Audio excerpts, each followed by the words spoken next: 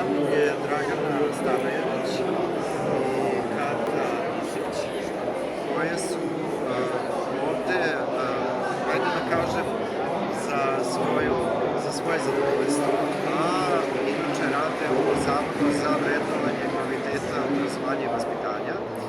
I taman sam ih onda uhapsio da napravimo jedan kratak razgovor na temu informaciono-komunikacionih tehnologija i ove konferencije.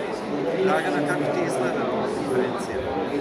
Jako bogata, jako veliki broj izlagača i jako veliki broj predavača, teme su zanimljive i jako mi se sviđa. Kato, vaše utice?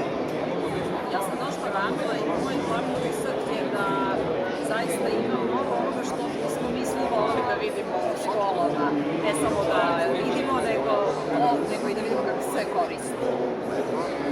Na koji način bi informaciono-komunikacione tehnologije mogle da naprave, recimo, nastavu, pa zašto da ne i pripremnu nastavu i polaganje završnog testa? Postoje softveri, postoje sajtovi koji učenici koriste za pripremu za matematiku i to je sigurno dobra veza između nagrađivanja znanja i matematiku.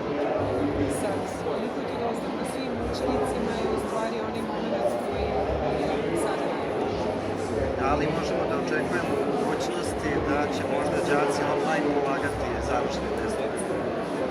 možemo očekivati u budućnosti. Ne tako da mislim. Dobro, hvala. Kato, pre neki dan smo na nastavničkom veću slušali koleginicu koja je rekla da je na završenom testu pravopis prilično problematičan i ona smatra da su možda i nove tehnologije uzrok tome.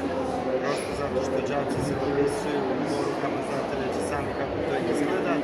Da li vi imate utisak da možda informaciono-komunikacione tehnologije malo, ajde da kažem, snižavaju tu neku elementarnu pismenost naših đaka?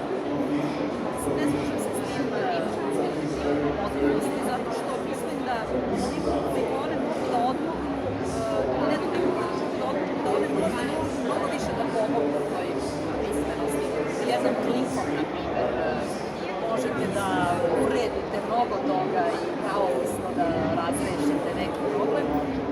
To što je u SMS-ovima ili ne znam, nekim drugim formatima mladih ljudi sada manjak pravopisa, mislim da je to i nekako povezano sa generacijom koja voli da eksperimentiše u jeziku, pa zašto ne bi u pravopisu, a oni koji su znali pravopis, oni će znati i dalje, oni što nekad nisu znali, a nije bilo tih savremenih sredstava komunikacije, pa i opet nisu naučili pravopis. Dakle, ne mislim ja da tehnologija može da baš toliko ometa one koji znaju važnost standarda od jezika, kada je to neophodno, naravno, njihovoj međusobnoj komunikaciji mladih, zašto bi oni morali da stave svoju tačku ili zapadu.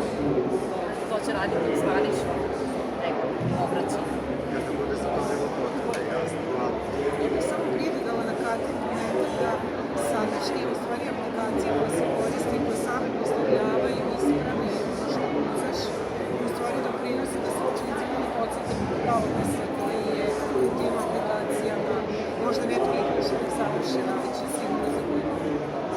I još, Dragana, šta bi izdvojila ovde na konferenciji kao, osim naravno ovo ćoška za blogere, šta je ovako po tvojom mišljenju jako dobro? Šta bi izdvojila kao Ja sam veliki fan Lega i vidim da je Lego prešao i u domen obrazovanja sada sve više i to pratim na društvenim mrežama i na nekim drugim stacijama i vidim da su se ovdje udružili sa nekim domaćim izdavačima i prosto smatram da je to način da priđemo učenicima iz drugih strana, da oni nešto nose bazično kao zabavu, da u stvari sada može biti realno. Hvala puno, Kato, vaš favorit?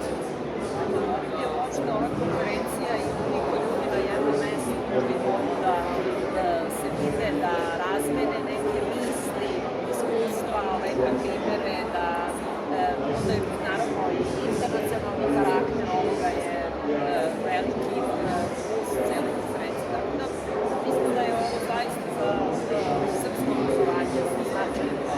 Kažu 5000 ljudi je došlo. Zahvaljujem se mojim gošćama i čitajte i dalje biološki pod.